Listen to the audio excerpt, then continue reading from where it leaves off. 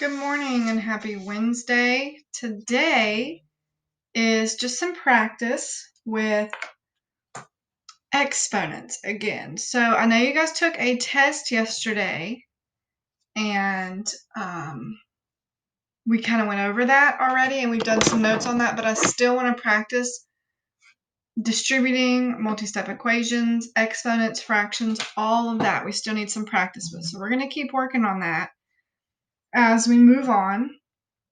So today your practice is with exponents and the properties of exponents that we have whenever we're multiplying. Now, if you've done a Zoom with me or you've come into class, you've heard me say when we're multiplying any term that has numbers and letters and powers, we multiply our numbers first, then we keep the letters that we have and we add the exponents. That's what I always say. And so that's what you've got to figure out when you're doing this maze today. So I'm going to help you get started. I already recorded this video once and then it didn't work. So I made it through the first box and then it failed. But I'm going to explain how to start this page. And I'm also going to talk to you about powers raised to a power and what that means and what we're supposed to do as well. So let me go back and re-explain this, help you guys get started. This is just more practice with your exponents and distributing. And then I'll let you finish, and when you upload it, you can either print this out and color on it, you can screenshot it on your phone, and you can edit it in either Snapchat or Instagram or Facebook where you can write over the picture and just put dots or colors over it. You can screenshot it on the computer and work and edit on it that way, or you can write on a piece of paper the problem and a line in the direction that you went so I can kind of follow you. So the first one I showed you, I said we're going to multiply our numbers. So 9 times negative 9 gave us negative 81. We know if the signs don't match, our answer is always going to be negative. If it doesn't match, it's not good, it's negative. And 9 and 9 is 81. So we either could go this way or this way. And at that point, they both had negative 81. So to eliminate one wasn't going to be able to happen yet. So now we just look at our letters. Okay, I have X's, Y's, and Z's. At this point, we have to keep all of our letters, but if you have multiple letters, you just add up the exponents. So I'm seeing some X's here. There's a 3 up top here, and there's an imaginary 1 up top here. So if I add those together, it's actually X to the 4th. For my Y's, my next letter, there's a 2 up top here and an imaginary 1 up top here. So 2 and 1 is 3. And for my Z's, there's an imaginary 1 here, and there's a 5 up top here. And when I add those together, it's 6. So when we multiply when we multiply variables raised to a power, we add the exponents. So when you're multiplying this x to the 3rd times this x to the 1st, you'll end up with x to the 4th. So you just add the exponents. That is all that you do. So now that we know this was the answer, we move on to this box. So in this box, you have a term that has a coefficient, variables raised to a power, but all of that is also raised to a power. So when something is raised to a power, what you end up getting is multiplication of your exponents instead of addition. So a power raised to a power is actually multiplication. So this is still going to go down to here like normal. So that's still going to be negative 3 to the 4th power. It basically gets distributed to everything on the inside, just like when you have a number on the outside of your parentheses and you distribute it into everything on the inside of your parentheses, you're multiplying, right? So we're going to distribute this to every exponent and we're going to multiply. So negative 3 to the 4th power, let's bring down our letters. I see an X, and I'm going to do 5 times 4. So it's going to get multiplied by that 4, which is 20. I see a Y. So 4 times 6 would actually be 24. And then I see a Z. So 2 times 4 is 8. Okay, so when I multiply negative 3 to the 4th power, that's negative 3 4 times. Negative 3 times negative 3 times negative 3 times negative 3. Well, -3 times -3 is actually +9. 2 negatives is a positive. That's +9 times -3 is now -27. Positive and a negative is a negative. -27 times -3, those are two negatives, it's now +81. So when we're looking, our options are either to go this way, well, that has a -81, so that cannot be it, or to go here or here. Both of these have a +81, so I've got to look at my exponents and see which one matches up. X to the 20th power. Well, this doesn't have x to the 20th, but this does. Y to the 24th and z to the 8th. So it looks to me like we're going to go in this direction. So we went from here, down, and then over. So now we're at this box. So from this box, we're going to multiply our numbers. 27 times -3. And we're going to get either, well, you only have the same option. You'll get -81. And you see -81 is your answer here and also here. So it's the same in both, so we can't eliminate one just yet. So -27 times -3 is -81. Now we need to look at our exponents.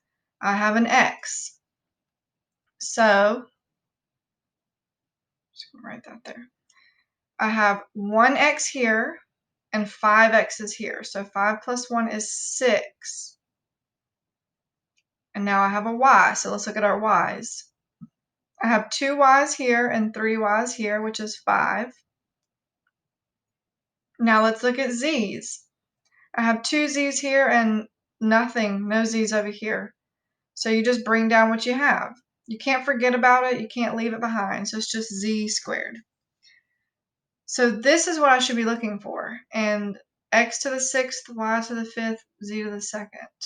Doesn't look like it's here, but it looks like it's this one.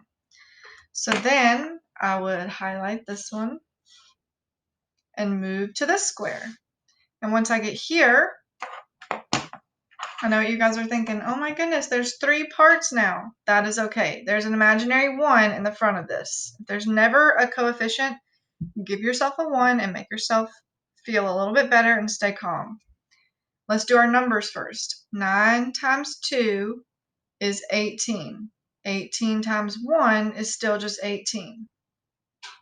Now we just need to go through and add up our exponents for every letter you see. So the first letter I see is an x, so we're going to write x down. I see 2 here, an imaginary 1 there, and an imaginary 1 there. So 2 plus 1 is 4. Now let's go to y. There's an imaginary 1 there, there's 3 there, and an imaginary 1 there.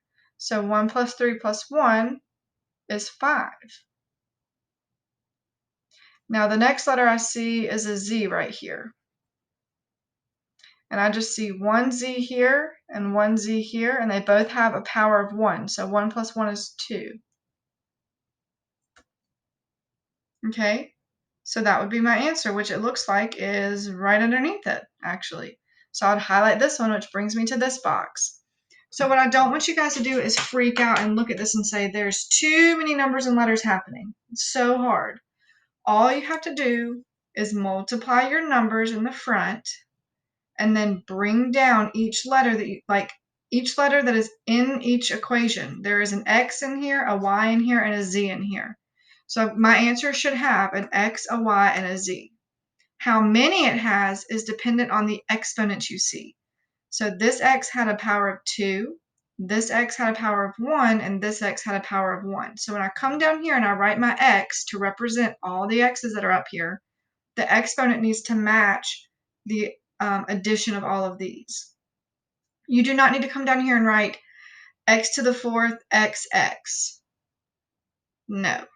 You write one letter and you change the power to represent how many there are up here.